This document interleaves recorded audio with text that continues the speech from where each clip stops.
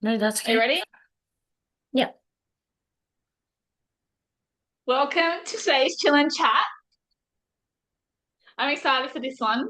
Hey, Elise. Me too. This is I think one that might really shift some perspectives for some listeners, or maybe not. But yeah, I'm excited. I feel like we always talk about today's topic together, but we have not yet ever recorded anything about it. Okay, cool. Yeah, that's true. Yeah. Do you want to say what today's topic is? So, or what do we call it? Today we are going to talk about some of the comments and things we receive as coaches or content creators of people online, or maybe they are things we have heard in our life journey or our motherhood journey that maybe don't really benefit us or don't serve us or don't align to what we do. So, um, what really triggered us or me to go, hey, let's talk about that, Mel, was Mel has been receiving a few beautiful comments lately online, haven't you, Mel? Yes, yes, I have. Yes, which is good. I'm Um, happy to receive the comments. yeah, so I totally said to Mel, that means you're being pushed out there in the world and more people are seeing your message. And in order for more people to see our message, it means sometimes we're going to come with people that align with us and sometimes we're not. But did you want to share some of the comments you've gotten lately that triggered us to want to talk today about it? Yeah, so I'm just trying to find the exact comments. You know how when you see those really cool podcasters, they're like going through their phone. Um, one of Yeah. them really made me sad. This was in like a group that I'd asked listeners what they thought of something.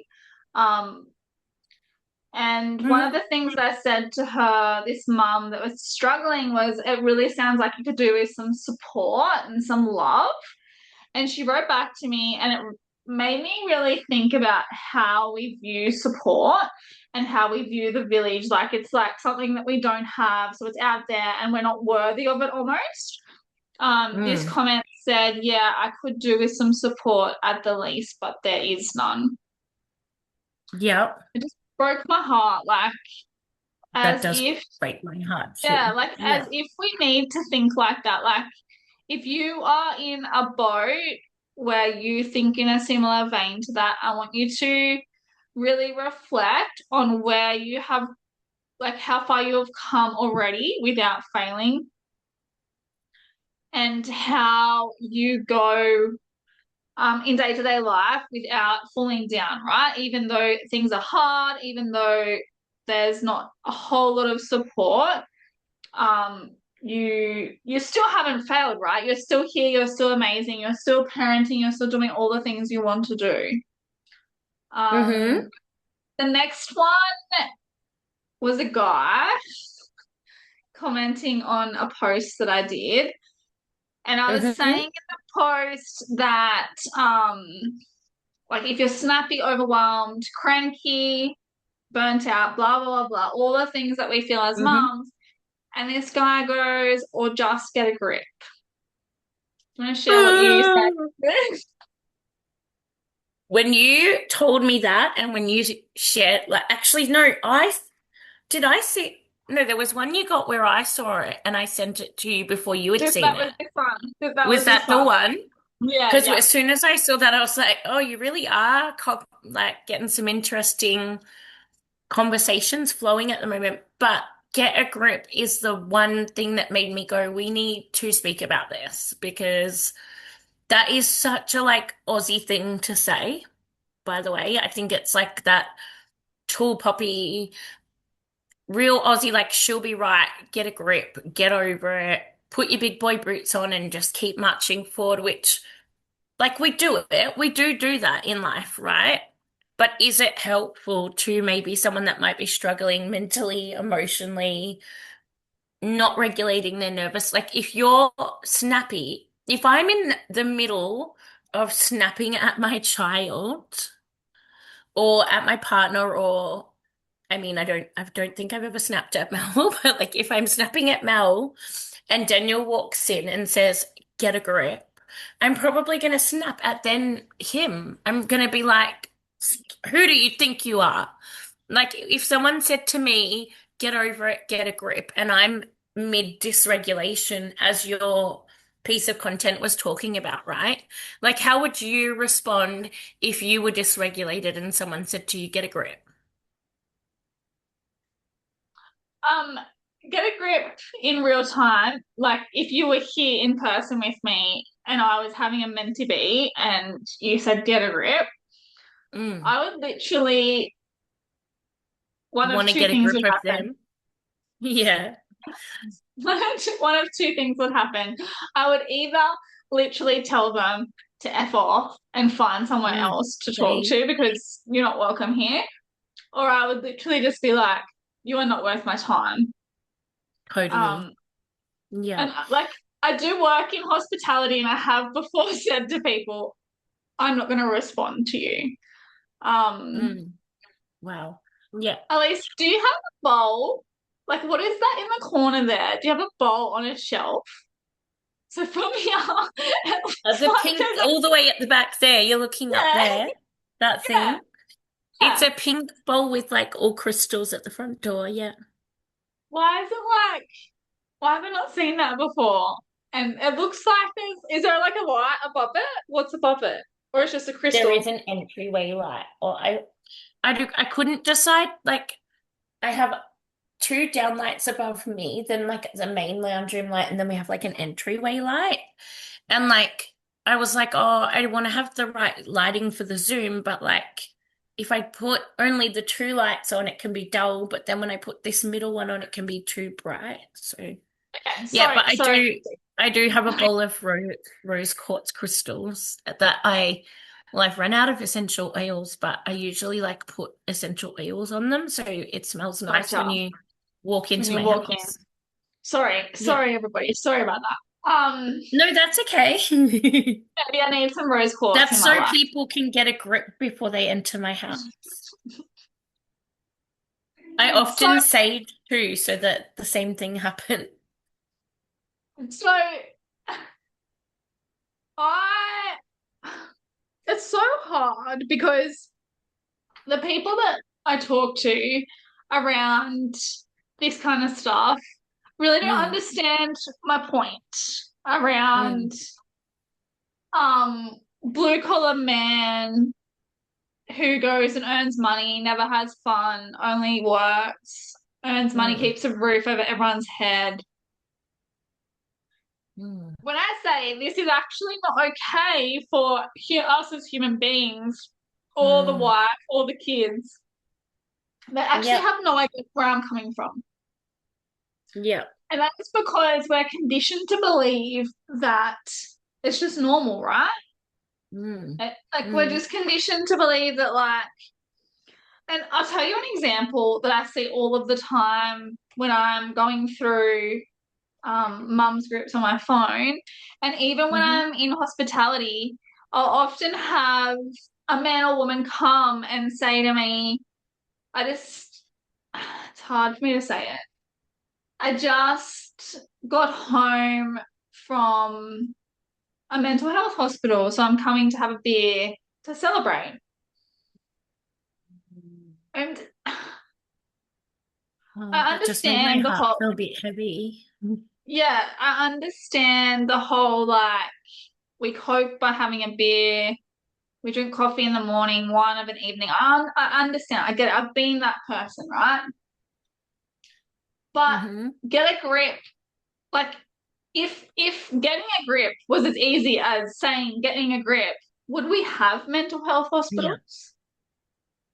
Would like No. would And that's like the whole point of what your content piece that the person commented on was about, was like regulating your nervous system, regulating your emotions. So, like, I would love to have asked that person. I don't, and often when we get these kind of trolly comments, they never, did they even come back and like comment back to your comment? They often don't. They just see a post, comment because they do the 3 second doom scroll, next video, next video, next video. And so they're not probably even coming back to our pages, these people. Um, Hopefully not. Or maybe they need to. Maybe they need to keep seeing what we have to share, because what I would say to someone like that, if it was my content piece, or what I want to say, even on your content piece, is like, what she is sharing is the tools to help you have a grip. Like, I wouldn't say it in that terminology, of course, because I don't find that terminology helpful, um, nor supportive of anyone. But like, as you just said, you speak to people often that like come home from having a difficult time with their mental health and needing mainstream medical care to support that. And then they come home and they're like, oh, I have a BR, which is probably perpetuating whatever's going on inside their heart and their soul and their Yeah, we mind. have to And remember that like it's like the a whole coping cycle. yeah, the coping mechanisms that we're being conditioned to believe that are safe and what we do in Australia are grouped the same Mm, as asbestos. They're group one carcinogenics, which means that we are literally harming mm, our brain every single sip we have. mm-hmm, I'm not saying don't do it. If you mm, like it and it makes you feel good, go nuts. Go nuts. But if you are harming yourself, others, and like need it to survive, have a think about it, right? Like the getting a grip yeah. part and Australia culture is so intertwined, it is disgusting. Um, Yeah. And I think it and actually intertwines to a comment I got towards the end of last year that you and I have spoken about before, where I obviously share similar content to you, supporting mums with burnout, as you said, survival. It's like a survival coping mechanism, a survival loop, right? Um, but I shared something, as I do, about being a burnt out mum, and I got a comment which to me feels in the similar bandwidth of thought patterns, mindsets, and beliefs. And that was, why are so many mums anxious these days? Um, Back in the day, mums used to just get on with it and not complain, like stop complaining almost. And to me, what that if someone had have told me that when I was not coping with my mental health, like I just want to say to people, I understand that your coping mechanism might be to get a grip or to get over it and just like move on or to ignore anxiety as not a thing. But if you had have said that to me when I was at my lowest of mental health, do you know how damaging that could have been to somebody?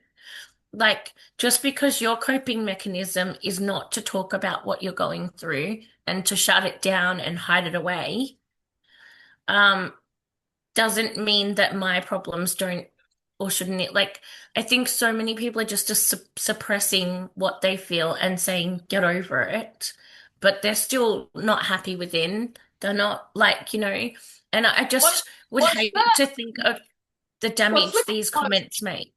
Yeah, exactly. What's the quote where it's like, unhealed emotions are the center of disease? Is it, did I get it right? Did I butcher it? It's like unhealed I think suppression of emotion is it's the one the that says like, sorry, I didn't mean to speak over you. no, no, you keep going. I'm good at I'm good at doing that. Um, I didn't mean it. I'm sorry. No, you Um, have something. there's another one that you've got me thinking of too. I don't know if it's the same thing you're thinking, but like where they say nervous system and emotional regulation is crime prevention, mental health support, and like it lists all the things that when you heal your nervous system and heal your emotional self and your inner child, like all of the things that it prevents in the world that cause trauma, violence, chronic illness and disease is stored in our emotions and our nervous Yeah, yeah. system. Might share this after in my free group. If you're not in there, I can add you in there. Just let me know. But this one says Yeah. suppressed emotions may show up as, and the reason I like this is because it's really, really clear pictures It's like suppressed emotions may show up as migraines. I used to get migraines, skin rashes. How many people do we know that aren't regulated that have is it Me, I have psoriasis on my hand dermatitis? and on my leg here, and I've had it for 15, 20 years. I've tried to heal my gut health. I try to take care of my physical health. I have chronic pain. I know Mel That's the has next like one. hip issues too. Chronic pain's the next one. Hormonal Yeah. imbalances, tiredness, digestive problems, body tension, diabetes, constipation, heart disease, trouble focusing, diarrhea, high blood pressure, insomnia, autoimmune diseases, memory problems. So, as much as like you can think that we're full of crap because it's not the Australian way, we're not like popular, whatever. What actually Mm. happens when you're regulated is you're able to heal these things. Like just because Elise, someone always revs the car right at the front as soon as we jump on Zoom. I apologize. Just because Elise still has some of these things, I still have some of these things, like my hip issues.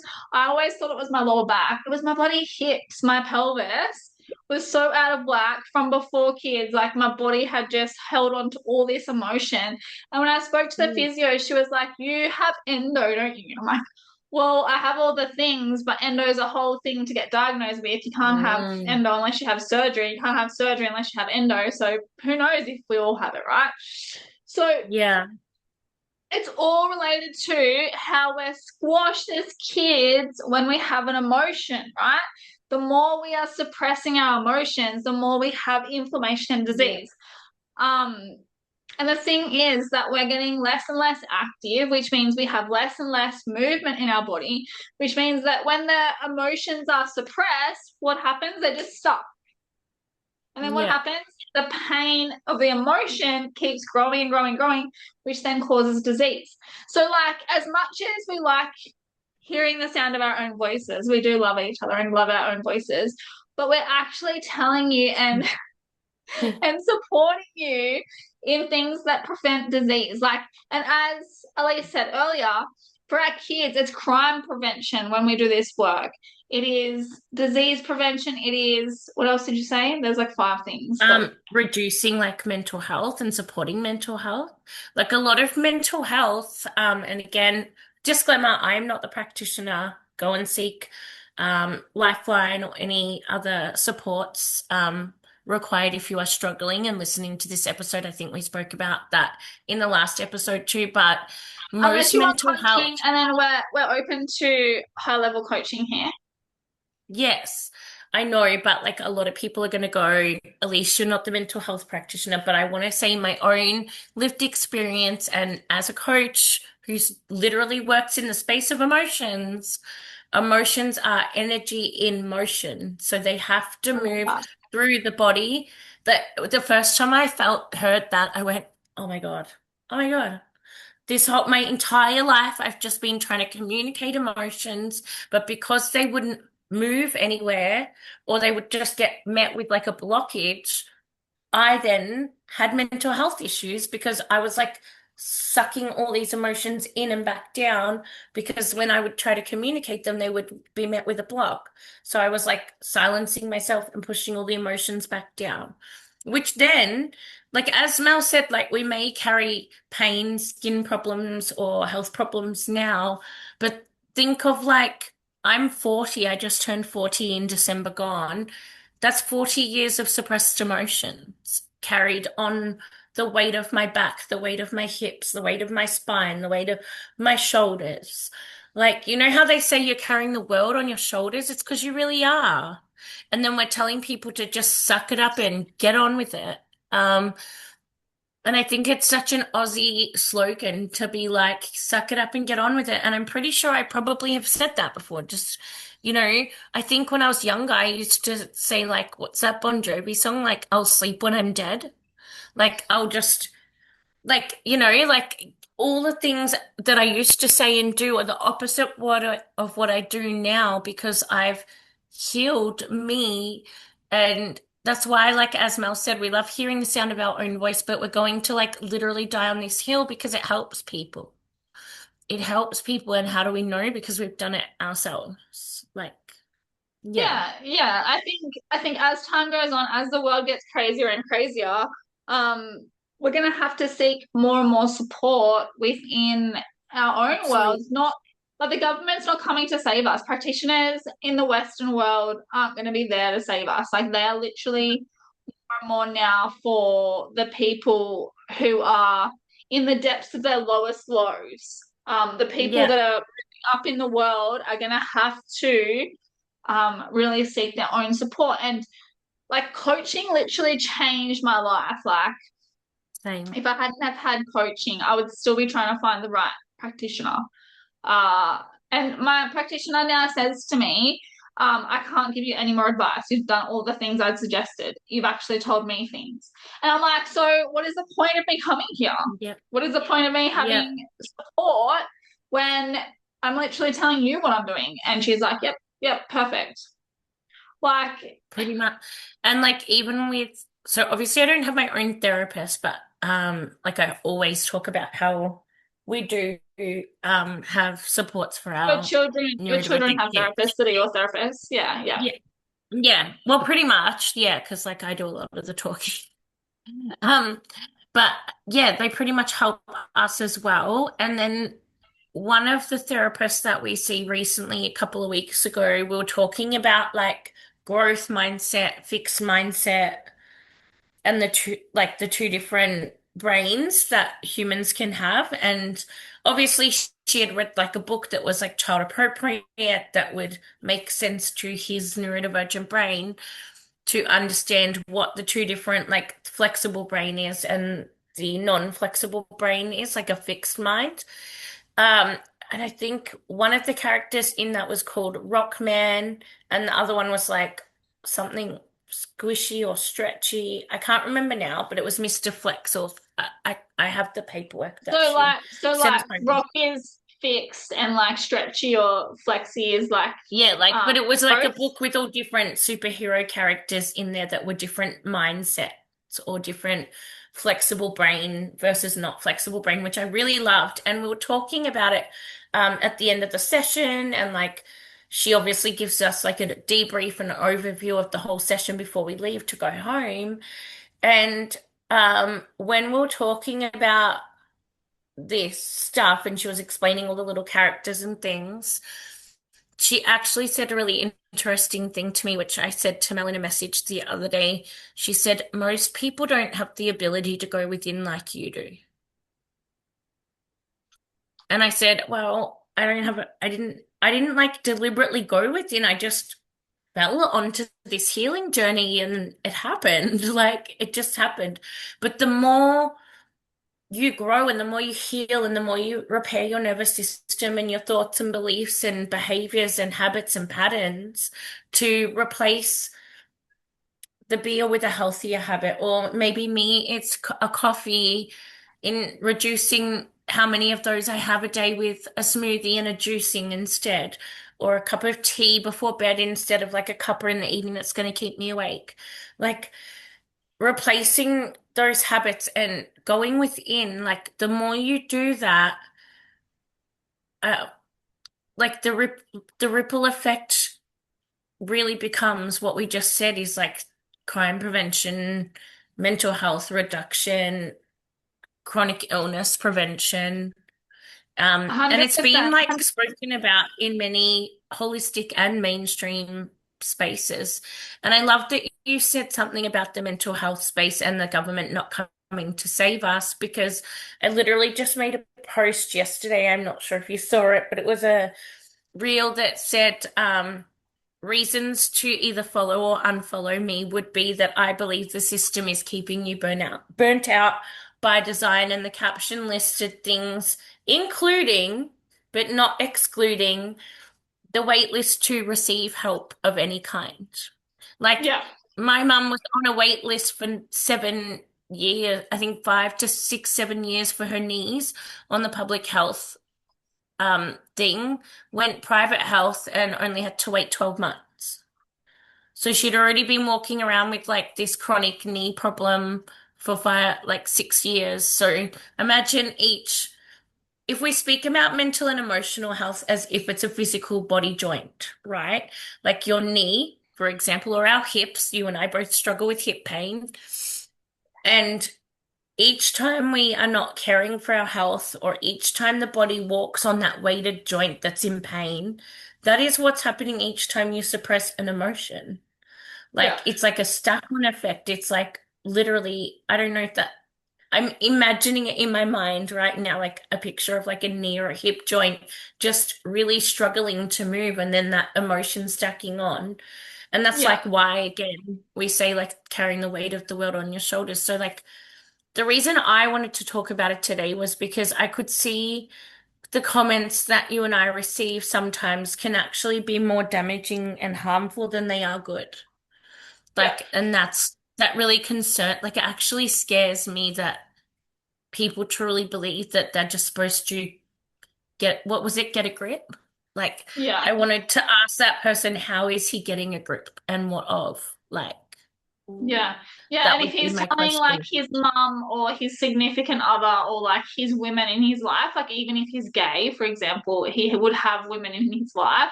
If he's telling those significant women in his life to get a grip, are they Mm, actually okay? Like, or are they really struggling too? I think another mm, point that's really important to make is to have some kind of faith. So you can like be mhm, amazing. You can be like a bazillionaire and have all the things in the world that you want, have all the fun in the world. But if you don't have faith, in yourself and in the wider world, you will fall down. You will waste the trillions of dollars that you have. You will be harmful to mm, others because I think people that are willing to speak harshly about, especially women, like women are literally like the center of the universe, right? If you look at like a nucleus in the galaxy and then a nucleus of like a newborn baby, it's literally the same. mm, So, like, if we literally were to mm, honor and respect women and children as if that nucleus is the most important thing in the world, which, like, the powers to be know that, right?